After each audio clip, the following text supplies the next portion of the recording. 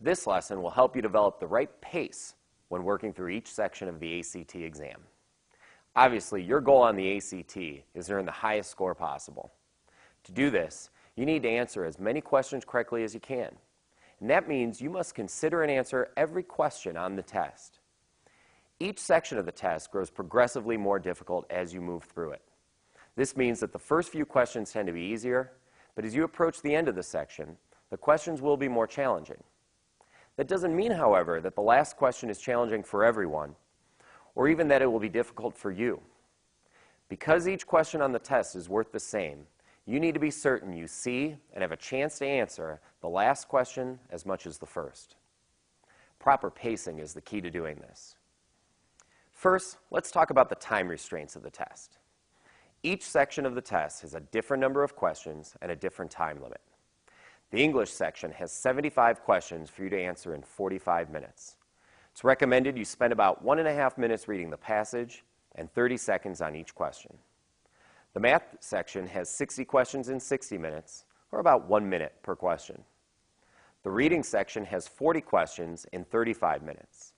It's recommended you spend 2 to 3 minutes reading the passage and about 30 seconds on each question.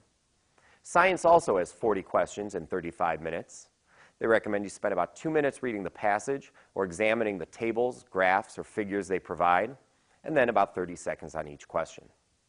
Just like a runner has to learn how to pace him or herself through a long race, a good test taker must develop a natural feel for how rapidly he or she must move through the exam. The best way to do this for both runners and test takers is to practice. Whenever you take a practice test, you must limit yourself to the same time restraints of the ACT exam. By doing so, you will get a better feel for how much time you really have. And it's not necessary to practice pacing only when taking an entire practice test. For example, the math section gives you about 1 minute per question. So if you only have time to complete 10 practice math questions, limit yourself to 10 minutes. Now let's be clear about one thing. No student spends exactly the same amount of time on each question, nor should they. Since you want to allow yourself extra time at the end of each section to go back and check your work or to answer the more challenging questions you might have skipped, you certainly want to work your way through those 10 math problems in less than 10 minutes. In our example, 10 math problems in 10 minutes, you want to spend about 7 or 8 minutes working through the 10 problems. Then, use the remaining 2 or 3 minutes to revisit other questions. Okay, let's now talk in detail about how you can practice pacing at home.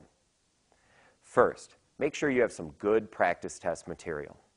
You can get good practice tests from the ACT website and from their Preparing for the ACT booklet.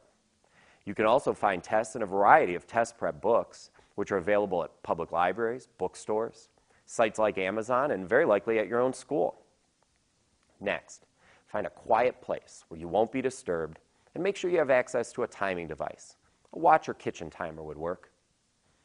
Now, decide what section of the test you are going to practice today and how much time you have. Set the timer for the appropriate amount of time.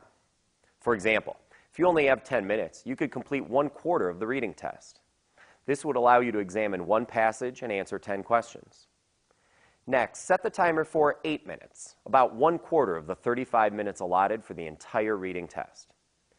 Plan to spend about 2 to 3 minutes reading the passage. Ideally, when you finish reading the passage, you should see 5 minutes or more remaining. If you do, great. Now move on to the questions. If not, make a note that you'll need to move a bit quicker through the passage next time. Now work your way quickly but carefully through the questions. If a question is troubling you or you believe you have little chance of answering it correctly, skip it for now and move on. The goal is to get through and perhaps answer all 10 questions with at least some time left on the clock. If you do, now you have some time to go back to the questions you skipped, choosing the ones you have the best chance at answering first. Remember, answer all the questions, even if you can only make an educated guess. There is no penalty for guessing on the ACT exam. And lastly, and this is important, for those sections of the test that contain a reading passage or require you to examine other information before answering questions, answer all the questions related to the passage before moving on to the next one. You don't want to have to read the passage or examine the information again later in the exam just to answer one question. that wouldn't be an effective use of time. All right, let's recap some of the key ideas about pacing. First, every question is worth the same. Therefore, you must give yourself a chance to answer each question. Proper pacing is the key to doing this.